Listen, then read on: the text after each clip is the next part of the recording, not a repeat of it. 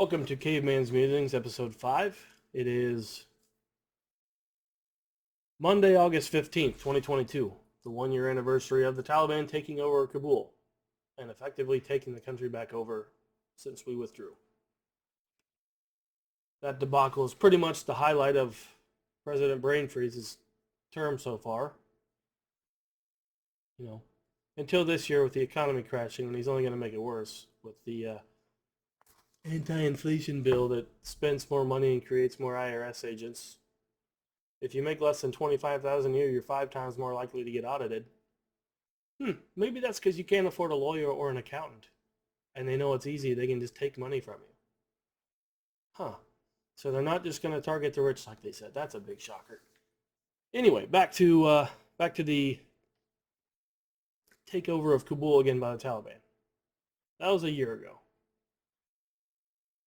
I know that as soldiers we're not supposed to interfere with their local customs, except that we did, in some ways. We couldn't tell them not to have little boys as sex slaves, but we said, hey, girls deserve to go to school, and we built schools for girls to go to and provided them safety.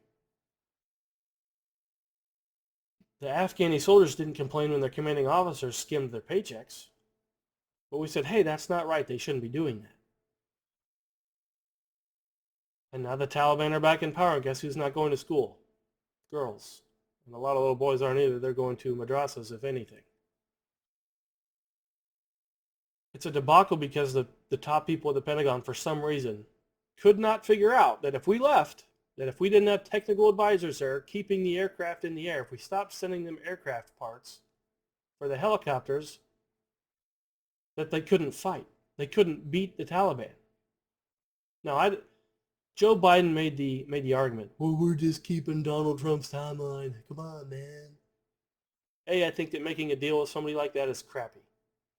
You don't make a deal with the mafia and say, hey, if you just stop killing for a while, we'll leave and we'll let you do what you want, and then you'll have free reign. That's a terrible deal. You don't make deals like that. But if you're going to, and they weren't keeping up their end of the bargain, you wouldn't keep the deal. You wouldn't keep the timeline. And Donald Trump had no intention of doing that.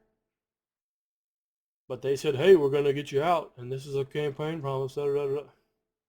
There's a stupid campaign promise to make when the other side's not keeping up their end of the deal. We didn't have many troops there to pull out.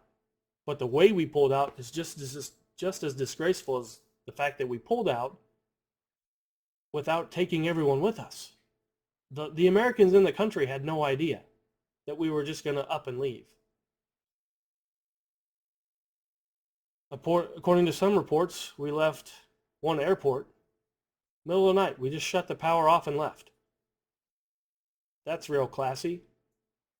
Didn't even tell the commanding officer of that base we were leaving. We just turned the lights off and left. We abandoned them. We abandoned hundreds or thousands of Americans without telling them, hey, we're going to be leaving at this date. You might want to leave before the Taliban take over. The idea that the Pentagon didn't know is just astounding. They're more interested in fighting COVID with a vaccine that doesn't work and giving all this woke ideology baloney than understanding who the Taliban are and the situation in Afghanistan.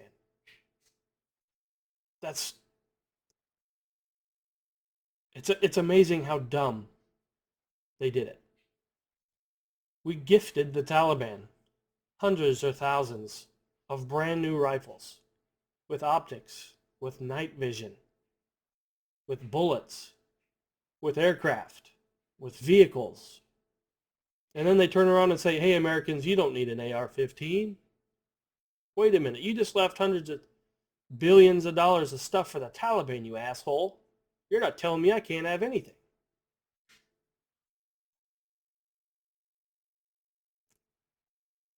Now I'll go back to the fact that high-ranking officers in the Afghan army were skimming paychecks from their soldiers.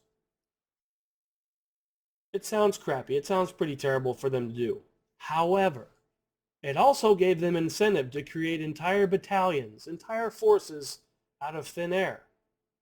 Then they weren't just getting 10, 15, 20%. They were getting the entire paycheck of 1,000 people because there was no accountability. That's on George Bush, that's on Barack Obama, and that's on Donald Trump, and it's on Biden. Because either they didn't listen or they didn't do anything about it. So the army was inflated with people who didn't exist. They could not have held off even with those people, but they didn't exist. So there's a smaller army than we thought. In the months leading up to our withdrawal, or maybe just a few weeks, the Taliban were taking provinces. Just by taking over the capital of that province, they kind of had the whole province, because the way Afghanistan works is they're loyal to their family and then to their tribe. They're not loyal to their country.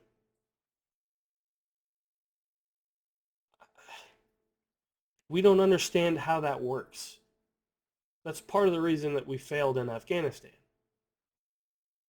And it's awful to think that all the blood, all the money, all the lives lost, all the limbs, it ended up being for nothing. We gave them 15 to 20 years of peace, of girls being able to go to school, only to see it washed away because some idiots couldn't figure out that the status quo was working. We didn't even get all the Americans out. There were some left behind enemy lines. There were some special operators like Mr. Kennedy that went over there and were just going in and out of the airport, in and out of the airport, back and forth, getting people that actually helped us. They can say, oh, well, we got all these people out. Yeah, you didn't vet most of them. You hardly vetted any of them. You gave the Taliban the list of the high-value people that we wanted. That's like giving the prisoners a list of the pedophiles. They're going to die. That's just how it is. So we didn't just leave them. We hung them out to dry and let them to slaughter. We left American kids who, for some reason, were over there. The whole thing was a debacle, and it's one of the reasons that politics matter, and that I'm kind of going to be switching to is why politics matter, why elections matter.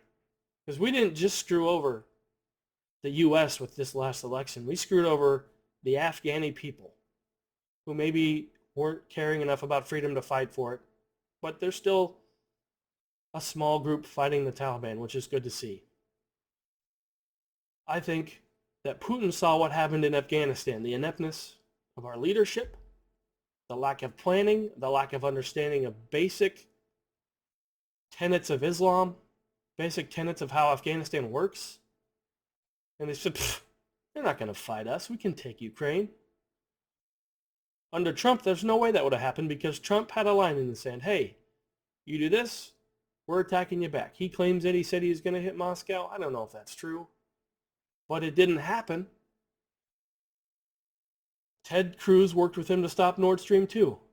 That's a pipeline that's going around Ukraine and still getting oil and natural gas, mainly natural gas, to Europe because Europe needs it. Because they went on this green frenzy where they shut down coal, shut down nuclear. Hey, we're going to go on solar panels and windmills. And then they found out, hey, this isn't working. We can't manufacture. We can't make things. We can't even survive without this dangerous substance known as oil and natural gas from Russia. Nord Stream 1 went through Ukraine, which gave Ukraine a little bit of power when it comes to Russia. They're kind of a thorn in their side. So they built Nord Stream 2. Then you can do whatever you want with Ukraine and you're still getting your oil to Europe. A lot of these things tie together in ways that you just don't see.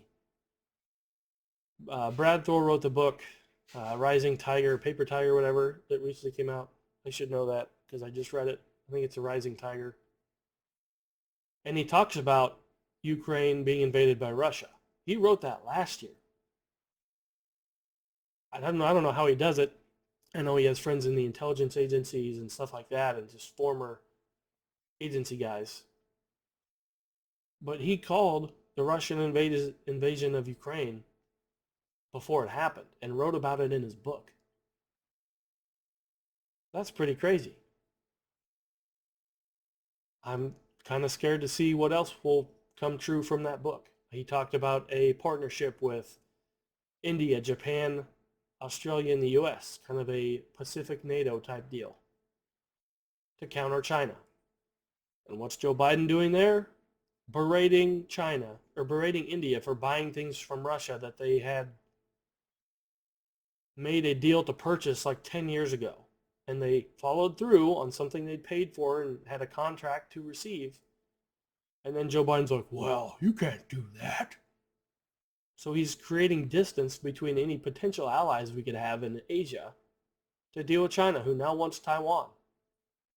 I think they saw, they're not really doing much to Russia.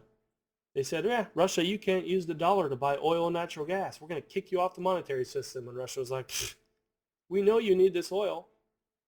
We know you need this natural gas. So now you're going to go to our banks, switch your money for rubles, and you're going to buy it anyway. And that's exactly what happened. With a president who had a little bit of forethought, maybe one that had us, exporting oil and natural gas. Oh, like the last one. Maybe we would have been the country supplying parts of Europe for oil and natural gas. Then they could actually stand up to Russia instead of funding the Ukraine invasion. And I know I kind of ranted on this and got off the subject, but a lot of these things are related to